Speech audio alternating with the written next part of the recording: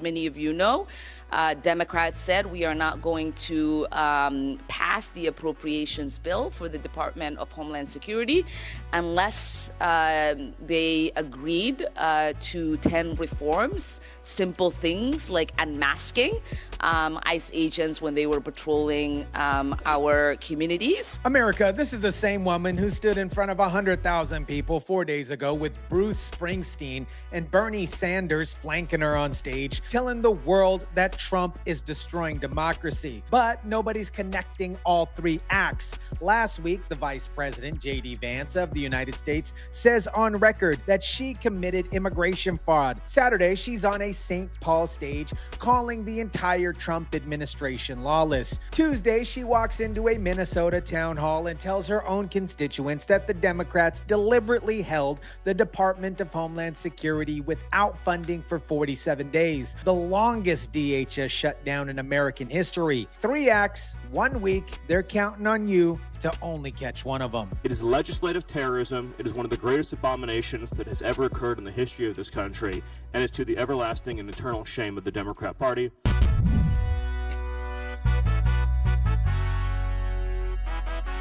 What is up, guys? Tyson DeLaCruz here. Thank you so much for rocking with me. Before we get into the Vance's accusations, before we walk through what Minnesota town hall actually cost this country, you need to see what Ilhan, I married my brother Omar, was doing 4 days before she walked into that room. We are here because Donald Trump just has not chipped away at our democracy. He has taken a wrecking ball to the very foundation of what makes America great.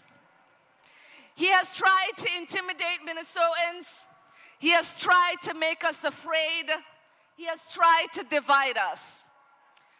But we stood strong. She came in like a wrecking ball. Saturday's word. Tuesday, she's describing how her own party wrecked the Homeland Security budget for 7 straight weeks. She was deliberate with that image. 4 days later, she's sitting in a room with her own voters, calmly explaining how Democrats held the Coast Guard without pay, TSA without pay, froze FEMA disaster relief funds, and furloughed 60% of the nation's cybersecurity workforce because they wanted ICE agents to pull off their masks in sanctuary communities. We have an administration that is openly and brazenly breaking the law and is acting like the Constitution is optional.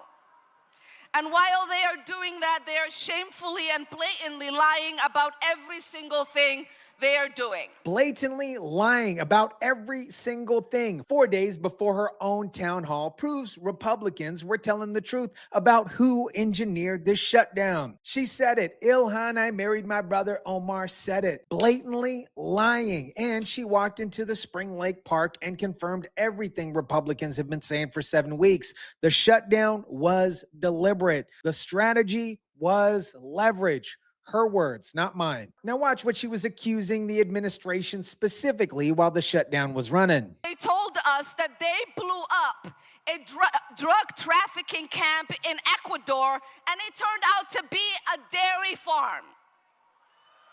A dairy farm.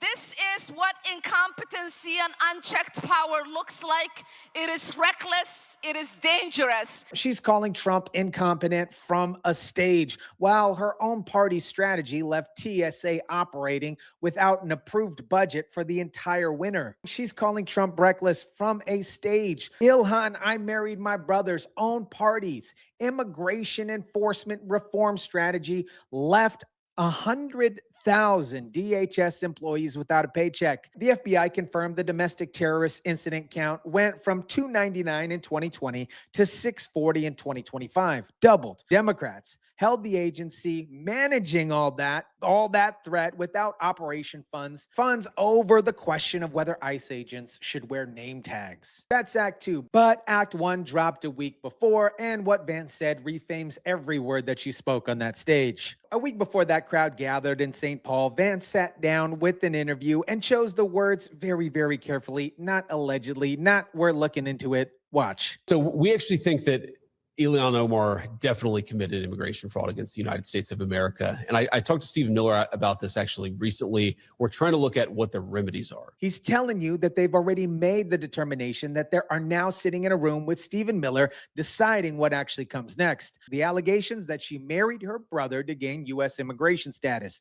It was rumored. Now it almost seems official. It is a deportable offense if it's proven. That's been out there for years. What's different now is the word definitely. And it's coming from the second highest office in the country. And a name, Stephen Miller, in that same sentence. And JD Vance connected it to something much bigger in that same conversation. The autism scam that we've seen in the Somalian parts of Minnesota really illustrates well what's been going on across whole layers of our government. So you have a program set up under Medicaid to help autistic children and their families get the resources that they need, because of course we know that when you have a kid who's on the spectrum, it requires a little bit more help, a little bit more services.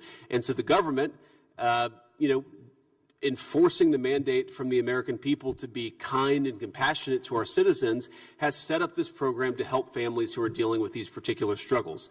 Now, what we've seen is Somali fraudsters at an industrial scale taking advantage of that program to the tune of millions and millions of dollars. And there are two separate tragedies there. The first tragedy is that you have people who pay into the federal government, who pay into the IRS, who pay their taxes expecting that those taxes will go to help their fellow citizens, and it's not going there. It's going to help fraudsters. That's tragedy number one. And the more important tragedy is that you have families who need these services who are unable to get them because people are getting rich off of fraud schemes instead of making sure that autistic children and their families get access to these resources. Same state, same week, Vance is running a federal task force, and we've talked about this, naming Somalia-linked fraud networks in Minnesota. And in the same interview where he said the word definitely about her immigration status, he said he's asking what she knew about the fraud happening inside her own district while she was their representative in Congress. A Somaliland-affiliated account on X called for her extradition after Vance's statements went public. That's not a U.S. government policy, but it tells you how this thing is landing internationally. Now, my friends, here's the infrastructure that made the Minnesota fraud possible. The state has refused, absolutely categorically refused, and in fact, the state has spent millions of dollars in court for the singular purpose of trying to prevent the state from ascertaining the identity of a single SNAP recipient in the entire state of Minnesota. Think about what this does to public trust, social trust, people's faith in the system. Minnesota spent millions in court to prevent the federal government from seeing one name on SNAP enrollment lists, not to protect privacy, to block verification. And the congresswoman who represents that state spent the Saturday morning accusing Trump and the Trump administration of acting like the Constitution is optional. Guys, the political fight is one thing, but somebody else is absorbing the actual cost of it. While the rally was happening at St. Paul, TSA agents across the country were deciding whether showing up to work was actually worth it when they have no paycheck coming. By Friday alone, the numbers out of the nation's airports were hard to look at. Nationwide, more than 3,500 TSA agents called out of work on Friday alone. That's from Houston, Bush and Hobby airports to JFK in New York. Get this, Atlanta airport, 41% of TSA officers called out of work just on Friday. Atlanta Hartsfield, busiest airport on the planet, running at 59% capacity. And those are the agents who still showed up to work. 510 of them already quit permanently. TSA background checks and training pipeline doesn't move fast enough, obviously. These seats are gone going into the summer travel season and the World Cup coming up down the hopper. Democrats were on Easter break out in Disneyland. I am mad as well, and I wish that we could collectively fire them all. I just think it's ridiculous that they're on Easter break and that the TSA agents were not being paid. It's completely unacceptable that they can't come to a resolution. Not a Republican strategist, a random American in an airport saying what tens of millions are thinking. That is a person trying to catch a flight. And the partial paycheck TSA agents finally received. The executive order, that doesn't cover the full pay period. The next paycheck is potentially not promised. Lead TSA officer said that on camera. camera. Nothing will be truly normal again until Democrats do the right thing to fund this agency fully. TSA is stuck in the middle of a long, drawn-out fight in Congress that has nothing to do with travel. 40,000 local officials and first responders also missed FEMA's anti-terrorism training that got postponed because of the funding lapse. FEMA's disaster relief fund is near depletion. People waiting for disaster assistance right now are in a line behind a political fight about ICE uniforms, masks, and name badges. All while Ilhan I Married My Brother called 10 demands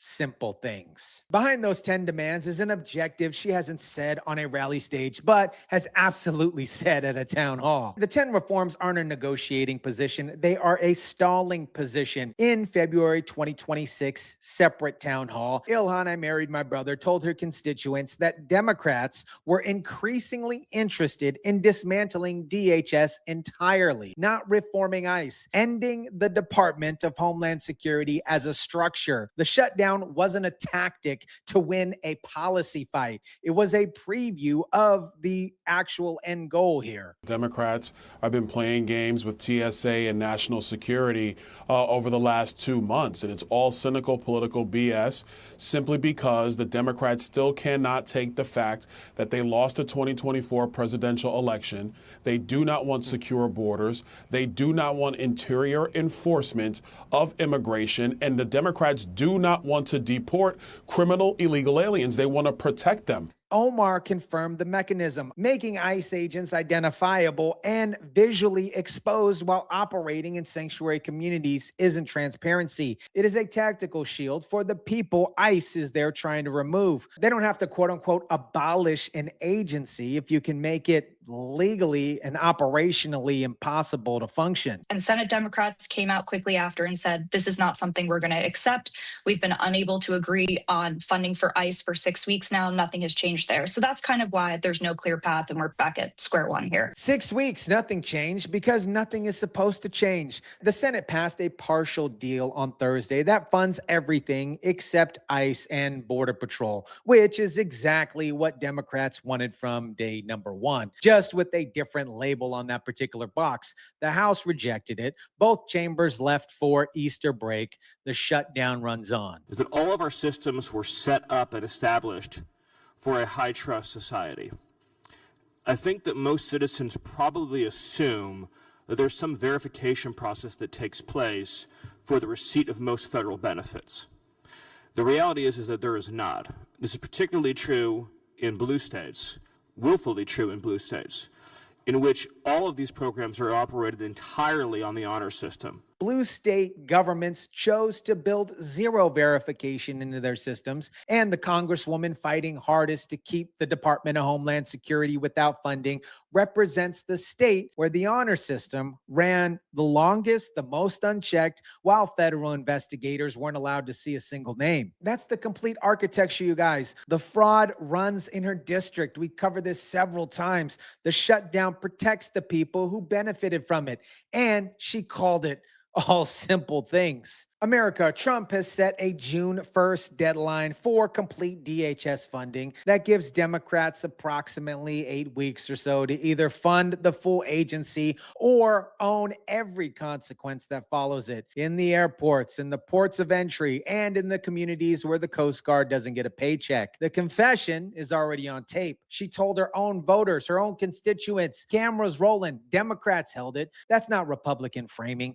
That's Ilhan I Married My Brother Omar explaining her party's strategy to a room full of her own constituents who showed up to a town hall in Minnesota. Vance has remedies like Dayquil and NyQuil. The task force has her state's name on every single side. And JD Vance, who said the word definitely, isn't walking that back. She stood in front of a crowd on Saturday calling Trump a lawbreaker. Tuesday, she described exactly what her party broke in detail and called it simple. The receipts, my friends, they're always in town halls. Let me know what you think about this. Drop it down in the comment section down below. Smash the like button if you kindly would. Share, subscribe, and as always, guys, I'll catch you on the next one.